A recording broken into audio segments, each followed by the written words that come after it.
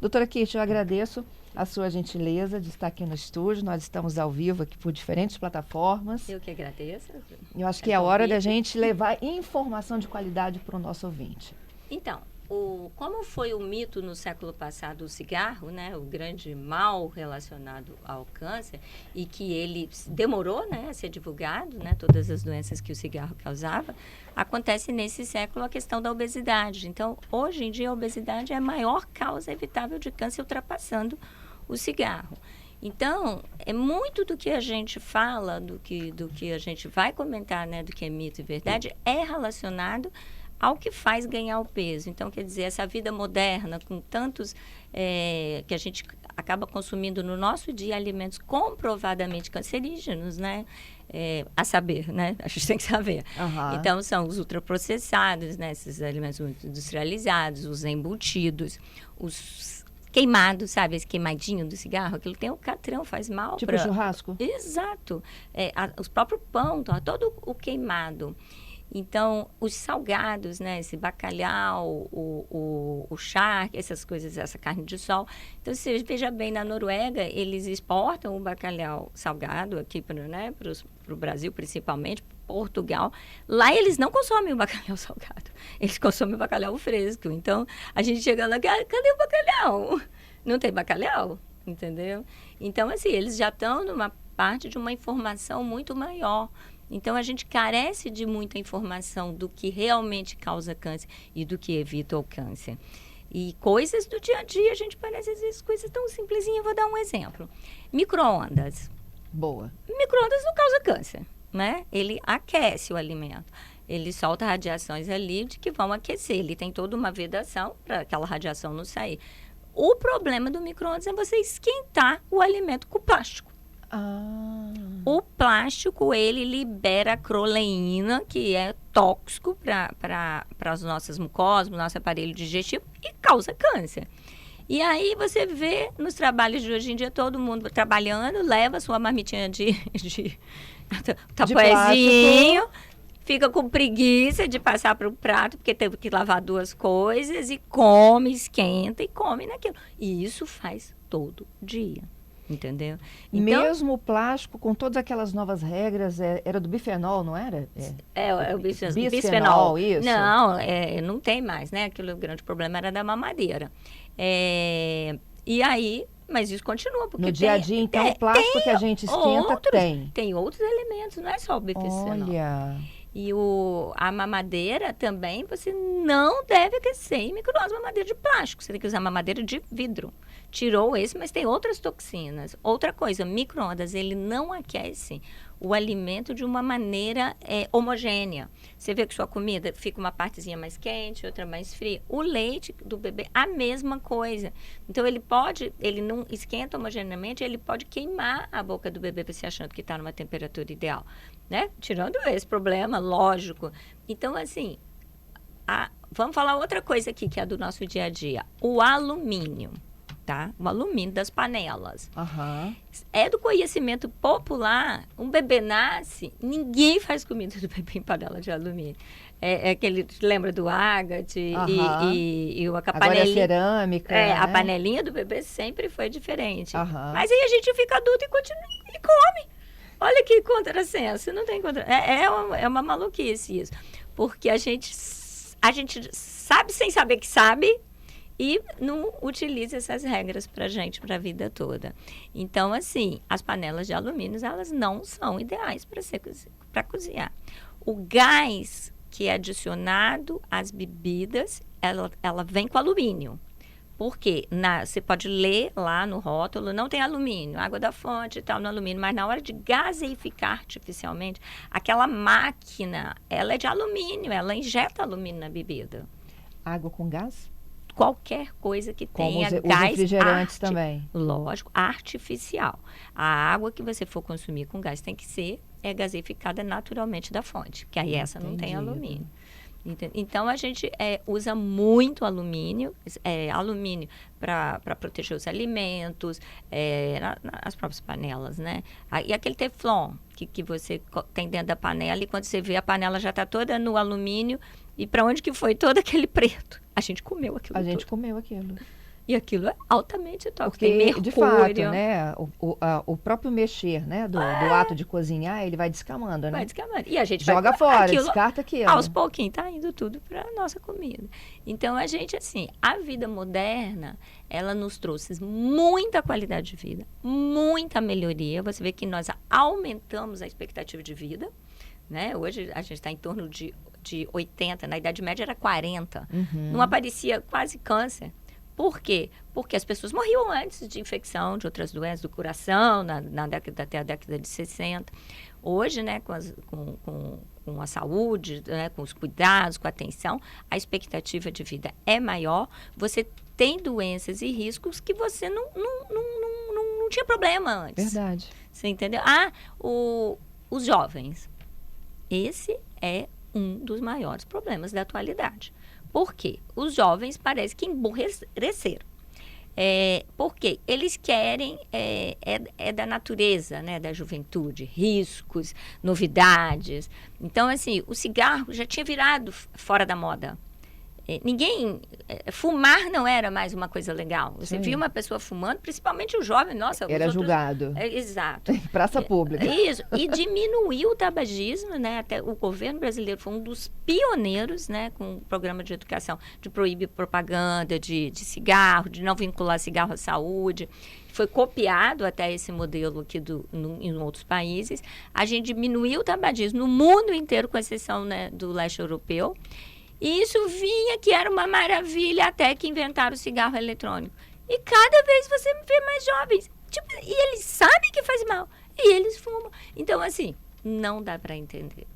Outra coisa, saíram as novas recomendações. Isso tudo tem no livro, sabe? São capítulos pequenininhos, facinho de entender, com bibliografia médica. Saíram as novas recomendações para o consumo do álcool nesses últimos 2 anos. Então... a gente não tinha uma ideia que tomar um copinho de vinho tinto era bom pro coração? Tipo uma tradição europeia, né? Nós somos altamente influenciados. Os cardiologistas recomendavam quase como um medicamento, não era? Nossa, minha mãe toma lá o copinho de vinho dela. Então, saíram esses novos trabalhos que o álcool, ele não faz bem para a saúde em idade nenhuma. Agora, o maior perigo é entre os jovens. Até 40 anos não se deveria consumir nenhum tipo de bebida alcoólica, porque eles são os de maior risco. Não só para a saúde futura, né? Porque o álcool ele é relacionado, por exemplo, quem tem câncer de mama, as mulheres, as adolescentes que beberam mais álcool, elas têm mais câncer de mama do que as que não beberam. Então, quer dizer, você ali já está criando uma coisa para o futuro de beber na juventude e você causa risco pessoal. Então, de briga, de acidente de carro, de tropeçar, bater a cabeça e morrer. Então, a mortalidade entre jovens relacionada ao álcool é maior do que quase todas as idades. E como é que ficou, né? Os adultos. Bebida alcoólica, e agora, né? Eu tô falando não bebe nenhuma tacinha, nada? Não é isso. Não é assim. Existe, né, a quantidade mínima recomendada para cada idade. Depois dos 40, 50, você pode beber 4 taças de vinho por semana, que corresponde a 4 garrafinhas de cerveja ou então drinks, né, de uísque, alguma coisa, por semana. Isso não vai te trazer ganhos à saúde, mas também não vai te trazer malefício. Entendeu? Então, bebe por prazer, mas uma quantidade pequena. Doutora Kítia, voltando lá aos refrigerantes, né? Além do gás que tem um contato com alumínio, e os diets? Qual é o risco do adoçante para o refrigerante, para o café, para a comida, para o modo geral? Então, o refrigerante, ele, se você for ver, tem muito mito sobre a caramelose, né? Que aquilo pode induzir ao câncer e tal. Isso não tem nada comprovado. Sabe qual é o maior problema dos refrigerantes? É porque eles são altamente ácidos, eles têm o pH do nosso estômago, e aí ele ajuda na segunda parte da digestão. A primeira é a saliva, né, que é um pouquinho de nada. Então, a grande parte da nossa digestão é feita através do ácido do estômago. Quando ele chega o alimento, você tem uma quantidade de ácido ali que ele vai digerir uma quantidade de comida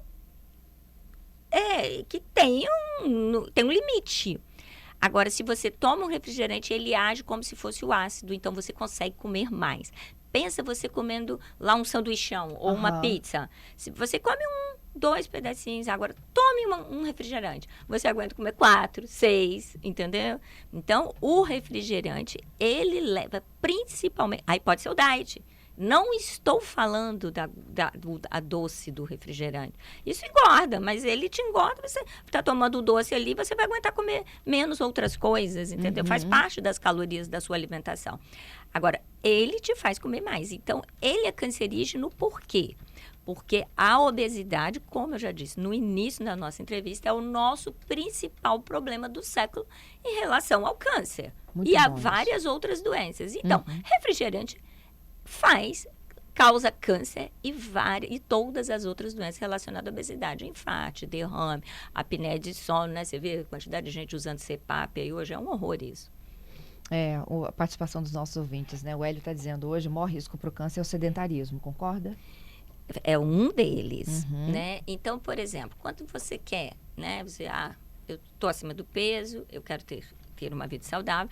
No livro a gente tem uma segunda parte dele, é só sobre estilo de vida, fala sobre estresse, sono, exercício, óbvio.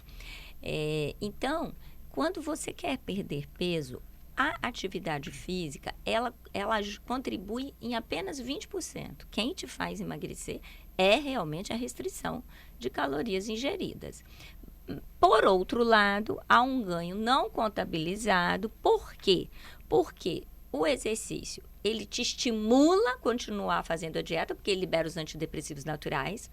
Ele regula seu sono, ele te faz sentir que está dando certo, ele te regra, né? Você faz os exercícios naquele horário, então você também consegue regrar a comida. Então, ele tem vários outros benefícios não contabilizados. Então, assim, a duplinha, não ganhar peso, comer comidas saudáveis, fazer exercício, é o que a gente tem, assim, para prevenir doenças hoje, né? E não só câncer, tá, gente? É tudo que eu tô falando. O Robson está dizendo o seguinte, né? Certa vez houve a prescrição para um familiar dele de um cálice de vinho por dia. Isso aí. Só que deixou ele alcoólatra, né? Ele já era um alcoólico, né? Então aí nem toda prescrição vale para todo mundo, né? Doutora, airfry. Pergunta aqui de mais um ouvinte. A gente falou do micro-ondas, da panela de alumínio. Temos isso no livro também. Temos o capítulo da airfry. Então, eu vou explicar o que é a airfry. A airfry, ela é um intermediário entre uma fritura e um assado, tá? Ela age como um intermediário. Qual é o problema da airfry? Você vai fazer linguiça na airfry? Então, assim, o que te adiantou aquele pouquinho de gordura que você tirou de volta da linguiça? Então, assim, é aquele me engana que eu gosto. Você vai estar consumindo muita caloria, você vai aumentar seu peso. Agora, você não vai botar brócolis, você vai botar alface na airfry. Então, tudo que você coloca na airfry são coisas calóricas, coisas que vão ganhar peso. Aquele aumento de temperatura muito alto da fritura, ela libera substâncias tóxicas, cancerígenas. A airfry, ela tem um componente médio com isso e o assado um pouco menos, porque o assado fica aquele mais tempo na temperatura. Então, assim, todos têm, tá, riscos por causa de liberar as substâncias tóxicas, né, dos alimentos, por causa da alta temperatura. A fritura mais, a airfry média e assar menos. E o que você tem que ver? Que talvez fazer isso de vez em quando não vai ter problema nenhum. Nós temos os mecanismos protetores, né? Não é porque a gente vai comer um alimento comprovadamente cancerígeno que nós vamos ter câncer. Quando a gente ingere junto frutas, verduras e tudo, há uma reação química que contrabalança aqueles radicais livres e protege nossas mucosas e nosso organismo. O problema é usar isso como uma rotina. Então, assim, usar como uma rotina, você não pode fazer todo dia airfry e comer comidas calóricas, né? Industrializadas. Ali dentro, você vai estar aumentando seus riscos de câncer. E cada vez que usar, aumenta mais seu risco. A gente vive num equilíbrio entre os mecanismos protetores e os riscos. Quando a gente esse equilíbrio se desfaz, basta uma célula se tornar cancerígena, que nossa imunidade não pode matá-la, porque a gente produz células cancerígenas todos os dias, todos nós. Quanto mais idoso, mais células cancerígenas produz. E quando há esse desequilíbrio da imunidade, é que gera o câncer. Então, a gente tem que ter cuidado para não ficar exagerando também, porque a nossa imunidade tem um limite, entendeu? E quando a senhora fala dessa célula cancerígena que todo mundo produz, é uma célula que não é idêntica às boas, aquela que está ali meio perdida, circulando pelo corpo humano? É uma multiplicação que deu errado, tá? As nossas células estão em constante multiplicação. Então, ela é defeituosa. Então, quando ela dá defeituosa, a nossa imunidade, ela tem os pontos de checagem. Ela checa todas as nossas células. O tempo todo, né? É o tempo inteiro. E aí ela checa nossas células. Essa célula aqui, ela não tá bem. Ela não é de nenhum tecido conhecido daqui.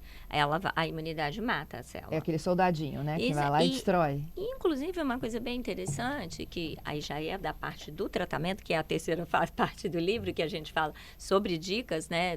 Para quem está em tratamento de câncer, que é a imunoterapia. Também temos um capítulo falando sobre isso. A imunoterapia, ela não é uma quimioterapia que ela vai lá e age na célula cancerosa. Sabe como ela age? É super interessante. Ela diz porque para a célula cancerosa existir, ela tem que enganar a nossa imunidade. Então, ela bloqueia os checkpoints, o lugarzinho onde a imunidade se liga para reconhecer que ela não é uma célula boa, normal. Então, a célula cancerosa inibe esses lugarzinhos na membrana, a imunoterapia vai lá, ocupa esse espaço que ela está inibindo, e aí nossa imunidade vai e mata a célula cancerosa. Esse é um avanço da medicina, né? Foi prêmio Nobel há 5 anos atrás, a imunoterapia, a gente vem usando ela largamente em vários tipos de tumores. Pergunta de mais um ouvinte nosso aqui, o Arnaldo. Leite de caixinha é cancerígeno? O leite, ele faz bem para a saúde. Não usar leite usar leite está relacionado a um aumento de longevidade, tá? Então, você tem o problema do armazenamento. O ideal seria usar o leite fresco, só que não é a nossa realidade. Usar o leite do saquinho também é difícil de armazenar. O alumínio que envolve o leite, ele poderia ter seu risco, né? Fica ali em contato muito tempo. Mas não é um risco grande. E o leite que vai para a caixinha, ele é pasteurizado. Ele não tem produto tóxico para conservá-lo ali. É diferente desses outros alimentos industrializados que você compra, que todos eles adicionam, né? Os conservantes, aromatizantes e várias outras coisas que são tóxicos, né? Que são cancerígenos. Mas o leite não, ele é pasteurizado. Eles esquentam numa temperatura que não chega a desnaturar a proteína, mas mata a bactéria e embala. Então, assim, eu diria que entre pesar o risco e benefício, eu manteria o leite de caixinha. E aí, assim, a pergunta do Gerson, levando um pouco também a própria constatação que a senhora trouxe no início dessa conversa, de que hoje, ao invés do cigarro, que era algumas décadas, hoje a obesidade é a maior causadora de câncer. Quando a gente faz a opção pelo adoçante, a gente até falou um pouquinho no diet, né, do refrigerante, que a senhora falou que era o gás, o problema. O adoçante em si, no uso diário, para tentar manter o peso, equilíbrio, isso traz algum risco para câncer? Então, eu vou falar vou desmistificar aqui um pouquinho o adoçante. Porque, na verdade, só quem usa adoçante é quem está acima do peso. Quem está no peso ideal não usa adoçante. Então, assim, se adoçante ajudasse a emagrecer, quase todo mundo já estava magro. Quando você adoça o seu alimento, aquela caloria você vai comer menos de outras coisas, porque você tem um limite de ingestão. Então, assim, usar adoçante é uma coisa assim, para o diabético que tem que ter o controle de diabetes, é uma coisa meio falsa.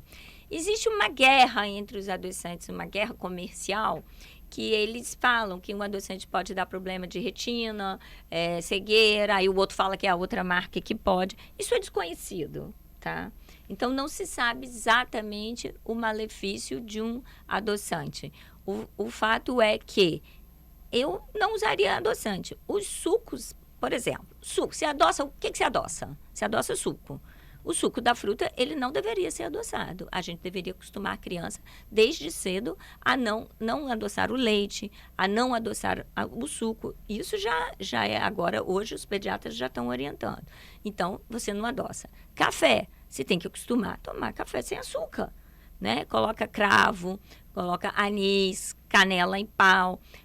Então, assim, você tem que... Essa coisa de adoçar os alimentos, ela deveria ser extinta. Entendi. A gente não deveria adoçar nada. Uhum. Ponto. Ó, perguntinha aqui de vários sobre essa vacina universal contra o câncer, que está sendo divulgada amplamente aí esta semana. O que a senhora já sabe sobre ela? Então, existem muitos mitos, né? E isso é mais um mito, porque o câncer não é uma doença única, tá? Então, você nunca vai ter uma cura, um tratamento, uma solução única para o câncer. Você veja bem, existe o câncer que é disposição tóxicas, né? Como a leucemia, a mercúrio, o câncer de pulmão, né? De inalação, do próprio fumo. Então, isso são toxinas que estão lá maltratando a célula. Existe o câncer hereditário, que são genes que transmitem aquele defeito. Existe câncer de origem viral, que é, por exemplo, o câncer de quem tem hepatite B crônica, né, que leva ao câncer de fígado, quem tem HPV, que leva ao câncer de colo de útero, de boca, né? Então, assim, como que o câncer de origem tão diversa vai ter uma única maneira de curá-lo? Então, assim, é muito mito, né? Essa questão da vacina, eles usam isso muito como artifícios de marketing. Uhum. Eu já vi um hospital muito grande em São Paulo que existia uma vacina e que aí vários pacientes meus ligaram. Aí eles, não, vamos marcar uma consulta. E a consulta era para um oncologista normal, nem se falava nessa vacina. Então, isso se usa muito artifícios nessa maneira de marketing e começa a falar e criar muita coisa nesses experimentos que estão em fase 1. Tipo assim, estão vendo em pacientes que não tem mais outro tratamento para se fazer, aí usa uma vacina, aquele grau inicial de experimentação para nem sabe ainda para que serve. Deu um resultado e aí já sai falando e aumentando isso de uma maneira assim até irresponsável. O Franco perguntando sobre o alimento crocante. Uhum. Se ele é cancerígeno. Bom, alimentos crocantes seriam os alimentos fresquinhos, né? Então, eu não vejo... É por quê? Mas aqui ele dá exemplo, pele de frango.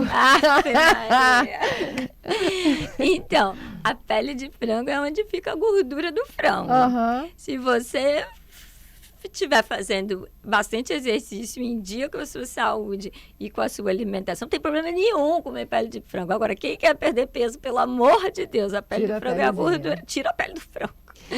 Doutora Kitty, eu acho que imagina assim, que durante toda essa sua vivência, né, em consultório, quantas vezes a senhora não ouviu, olha, poxa vida, eu tinha uma vida saudável, né? Uhum.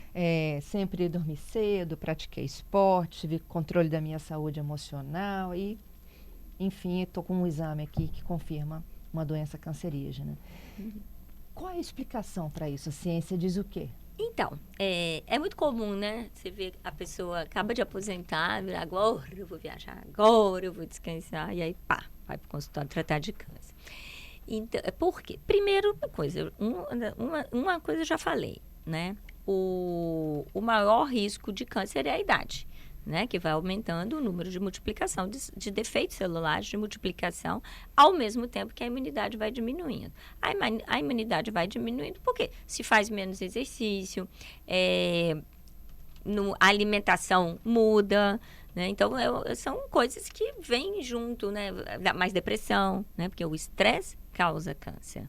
Então, e a depressão também, o isolamento social, isso causa um mal-estar crônico. Então, essas situações levam ao câncer. Então, levam como? A tristeza gera câncer? O estresse, sim. E a tristeza e assim, como é que dosa o estresse, né? Ela vê o isolamento social, o grau de insatisfação pela vida da pessoa. Então, tem maneiras de você computar aquela coisa que nada tá bom, a pessoa... mais o isolamento. E quando isso acontece... ou então você está numa relação ruim, né? Você está vivendo, assim, filho drogado em casa, família desestruturada. Então, todas essas coisas te levam ao estresse crônico, que é você liberar um pouquinho de adrenalina no conta-gotas. Você já ouviu falar naquela reação da fuga?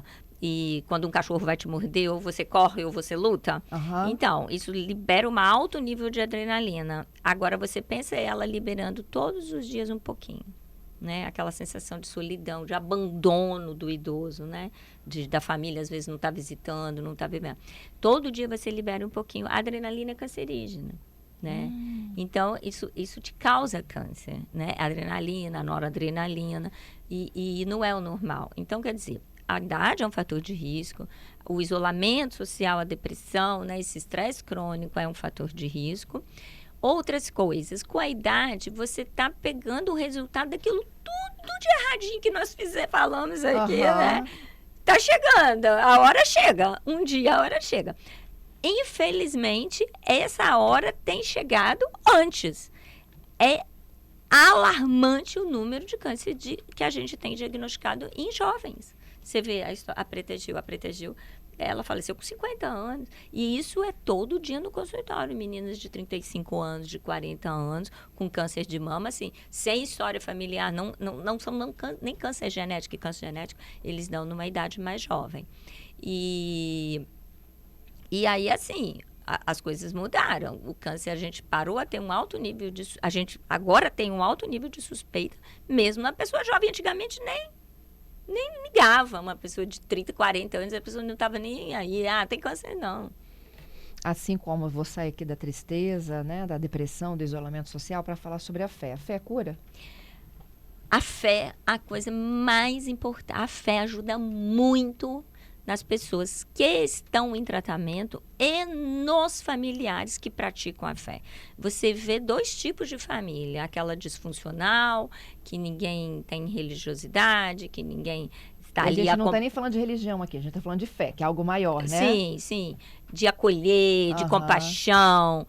Então, assim, você vê aquela pessoa sendo acolhida, acreditando que tudo vai dar certo e tendo um suporte familiar. Por outro lado, você vê pessoas que não são crentes, não têm fé, a família não dá suporte, porque também não acreditam nessa coisa espiritual. Então, assim, para quem está em tratamento, ela é essencial. Agora, vamos dizer para nós, né? Para as pessoas do público geral. Então, tem trabalhos, tá? Isso é um capítulo do livro, né? Espiritualidade. Existe um capítulo, vários trabalhos no mundo, principalmente das igrejas mormons. Eles pegam os fiéis, mas fiéis que frequentam, não são aqueles esporádicos. Eles comparam o índice de câncer com o índice nacional, né? De câncer da população geral, e eles realmente têm menos câncer. E por que eles têm menos câncer? Quando vai fazer uma análise separada de grau de obesidade, de índice de tabagismo, né, até aquela coisa de se doar, da compaixão e tudo, isso reduz o nível de câncer. Então, o que a religião, o grupo religioso faz? Ele diminui a incidência de câncer porque ele faz a pessoa ser uma pessoa mais saudável. Isso é muito legal. Gente, a doutora Kate já está aqui, olha, tem tanta pergunta que eu queria ajudar todo mundo aqui de uma forma. Vou fazer rapidinho aqui algumas. Salsicha causa câncer? Sim.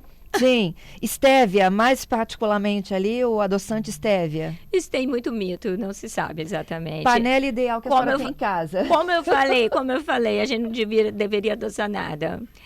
A panela que eu tenho em casa são todas de cerâmica. A alumínio, já tirei elas há muito tempo. Né? Aquelas com elas são de alumínio, na verdade, com revestimento de cerâmica. E começou a ficar rebentadinha, tchau. Então, as de cerâmica são as melhores? Não, as de cerâmicas tem as de aço. Aço, né? isso. Né? Para a população de baixa renda. As de vidro. As de vidro. As de ferro. Então, para a população, a gente tem todas as opções. Ferro, vidro, cerâmica, barro e aço. Exato. Cada um descobre aí. E a gente não precisa ter um monte de panela, né? Sim. Identifica aquela que você mais usa, as coisas que você mais faz. E às vezes uma para uma casa. Coisa, outra para uma serve melhor para fritar, outra para cozinhar. A de vidro, por exemplo, ela não serve para refogar, para grelhar, né? Ela serve para fazer arroz, por exemplo. Muita gente falando de estresse. Antidepressivo causa câncer por conta da recaptação da serotonina, noradrenalina e outros neurotransmissores? Não causa câncer. Ele regula, né? Ao contrário, a serotonina é anticancerígena, né? O histórico, quem tem histórico familiar, Como que é o procedimento? Aí depende da idade de que essa pessoa teve o câncer. Se você tem um familiar que teve câncer com menos de 40 anos, você deve fazer uma pesquisa de câncer genético, que provavelmente ele pode ter um câncer genético. Lembrando que os cânceres genéticos são menos de 10%, então também não é a maior frequência. Num estado aí cheio de praias, iluminadíssimo, câncer de pele. Tá pedindo pra gente falar um pouquinho de câncer de pele. Então, o câncer de pele, nós temos o risco, né? Por causa da exposição solar, mas o que aconteceu foi que foi tão divulgado o câncer de pele que as pessoas acabaram a se proteger tanto que nós criamos um outro problema, que é a osteoporose. Né? A barreira à vitamina D. Né? Então hoje as pessoas todas, principalmente as mulheres, elas se expõem menos ao sol, né? Porque o homem ainda tira a camisa, ainda pega um solzinho. Mas a mulher, ela vai na praia de chapéu, passa filtro, fica debaixo da barraca, ela não toma sol. E aí ela não tem a vitamina D, não toma muito leite, né? Osteoporose. Então nós temos um outro problema. Então é o seguinte, a gente deve se expor ao sol, sim. Protege a área da face, do couro cabeludo, das mãos, esses lugares que a gente já se expõe muito ao sol durante a vida. Então, o sol na barriga, nas costas, em pouca quantidade, tipo assim, meia hora por semana, 1 hora por semana, é o suficiente. O maior problema do câncer são nas pessoas que praticam esporte ao ar livre e trabalhadores rurais, que se expõem muito tempo ao sol. Essas pessoas, aí sim, elas têm que ter uma proteção mecânica muito grande. Outro problema, os ciclistas, eles se protegem, né? Você bota a mão comprida e tal, mas eles têm que ter muito cuidado com o olho, porque a claridade constante também leva a câncer de retina. Então, você tem que ter proteção, sim. Agora, também não tomar sol nenhum também não é bom. Tudo tem um intermediário. Gente, olha os cachorrinhos. Vocês já olharam os cachorros e o gato na hora que bate uma flechinha de sol? Eles pegam e viram para tomar sol e colocam a partezinha da barriguinha que não tem o pelo para tomar sol. Como é que eles sabem que precisa da vitamina D? Isso é incrível. E a gente vê um sol lindo, fica doido para ir lá, estar ao ar livre e não vai. Ou quando vai, faz errado. Fica tempo demais no horário errado. Muito bom. Doutora, fala um pouquinho do livro. Então, o Doutora Kitty Persiano, gente, procurem isso na livraria. Isso causa câncer, aquilo evita. Isso. Então, esse livro, ele é dividido em 3 partes, né? Eu já dei um spoiler aí. A primeira parte são curiosidades e aquilo que evita o câncer e o que causa câncer, desmistificando toda essa questão aí que a gente já falou. Mas eu acrescento transgênico, unha de gel, coenzima Q10. Então, assim, além de tudo que a gente já falou, aí tem mais magnésio, tem um monte de coisa legal. Aí ele vem a segunda parte do livro, que é sobre estilo de vida. E aí ele fala sobre... essa também que a gente já comentou, estresse, exercício, de bem com a comida, como comer de tudo, fazer as pazes com a comida e não engordar. Entendeu? Então, também dá umas dicas muito legais sobre isso. Aí, a questão do sono, né? Da espiritualidade. E também as canetinhas para emagrecer. Tá? Não esqueci. Vamos falar sobre elas então. Acabaram chegando aí e é muito importante. Vocês não têm noção do benefício que elas fazem. Elas diminuem, os trabalhos, né, mostraram que diminui em 65% o risco de morte. Assim, não tem remédio, não tem atitude, não tem nada que leve a um resultado desse. Então, por que ela reduz tanto o risco de morte? Porque ela diminui, né, a obesidade. A célula de gordura é inflamatória, né? A obesidade leva ao câncer, mas ela não é só câncer. Ela diminui o risco de infarto, de derrame, das complicações da diabetes, né, de apneia de sono, de miocardiopatia, todas as doenças relacionadas à obesidade. Então, isso foi acompanhado por vários anos, como a bariátrica diminui. Só que ela se equipara, tá? E agora, eu vou falar uma coisa que fique na cabeça de todo mundo que está usando essas injeções. Muitas pessoas começam a usar, tá um pouquinho acima de peso, 2 meses, quero perder uns 5 quilinhos, e para. Isso não adianta. Vou explicar por quê. Você sabe, quando a gente vai fazer uma dieta, dieta normal, dieta mediterrânea, que é a dieta mais saudável, que é recomendada pelos médicos, é que funciona, não é aquela dieta restritiva, lá daqueles shakes, aqueles negócios que aquilo não faz nem bem para a saúde, que a pessoa perde 10, 15 quilos, aí ela não aguenta manter aquela restrição por mais de 5 meses, 6 meses, depois volta, ganha o peso, esse reganho de peso, e peso faz mais mal para a saúde, é o que causa celulite. E esse ganhar e perder. E aí, o que acontece? Quando você vai tentar fazer uma dieta saudável, que é a mediterrânea, somente 8% consegue levar isso adiante. Quer dizer, isso é muito baixo. Então, as pessoas não... Resumindo, as pessoas não conseguem emagrecer. Isso é um sofrimento na vida da pessoa. Ela causa um sofrimento psicológico dessas tentativas frustradas. Essa pessoa está sempre infeliz com essa questão.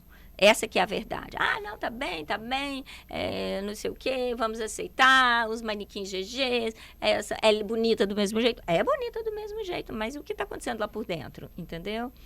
Então, assim, as pessoas não conseguem. E por que dá errado? Eu vou explicar por que dá errado. Nós temos uma memória do prato. O que é isso? Nós arrumamos a nossa quantidade de comida todos os dias da mesma maneira. Assim, varia a comida, mas a quantidade, ela se equivale. Então, é uma colher de arroz, uma colher de feijão, um pouquinho de verdura, o pedaço da carne que a gente consome, ele é mais ou menos igual. Então, se esse prato está te levando a ganhar meio quilo por ano, em 10 anos, você engordou 5 quilos. Em 20 anos, você engordou 10 quilos. Então, assim, você não está percebendo. Aí você fala assim, aquela roupa está apertada. Mas aquela roupa é de 5, 10 anos atrás. Então, tipo assim... A gente tem sempre uma desculpa, né? Mas assim, a gente não deveria nunca mudar o número da roupa. Essa que é o que seria o certo. Então, por que não dá... A memória do prato, ela não se desfaz rapidamente. Aí você toma aquele shake, fica 5, 8 meses, não sei o quê, não consegue mais, volta o peso todo. Por quê? Porque você voltou a arrumar seu prato como você arrumava antes. Está no cérebro.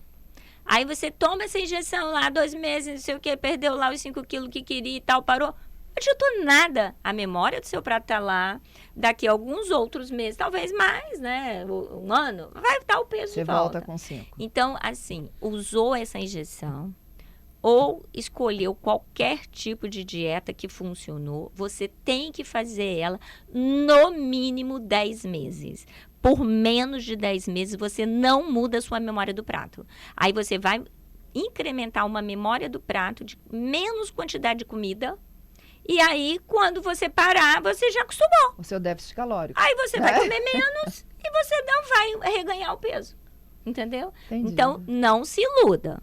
Não se iluda com esses ganhos de peso rápidos e que vai dar tudo certo. Às vezes você não vai voltar logo, mas daqui um ano vai voltar. Vai voltar porque você vai voltar a comer igual. Não tem. Isso é a coisa mais certa que existe no mundo e por isso que as dietas tanto falham, né? Sim. As dietas. Tá no mercado já? Já você já compra na Amazon, tem a própria Namíbia, a editora tem o site que também vende, já está à venda e já está bombando. Vou deixar lá no nosso site, gente, tudo direitinho para vocês. Todo mundo que está comprando já está me mandando e tudo, legal, perguntando. E, o Joel, vou encerrar aqui com a última pergunta do ouvinte. Existe uma forma de rastrear o câncer? Existe. Os exames anuais? Existe. Agora, vamos falar uma coisa muito importante que fique clara. Rastrear câncer, fazer exames que detectem o câncer, você já tem o câncer. Então, o que eu quero aqui com esse livro? É que ninguém tenha o câncer e não precise diagnosticar um câncer. Então, o rastreamento aqui, só para a gente não se alongar, é esse mesmo no homem, né? A visita ao urologista para fazer o PSA, o toque retal, a mulher o preventivo, a mamografia, a pesquisa de sangue oculto nas fezes a cada 6 meses, né, para prevenção do câncer coloretal, e basicamente o exame da pele, né, das pessoas de risco, que deve ser feito com dermatologista. Basicamente são esses, nenhum outro exame provou que pode fazer impacto na sobrevida ou mudar algum resultado no tratamento do câncer. Doutora Ketia, muito, mas muito obrigada mesmo. Que aula que a gente teve com a senhora aqui hoje, viu? Obrigada a você. Até uma próxima.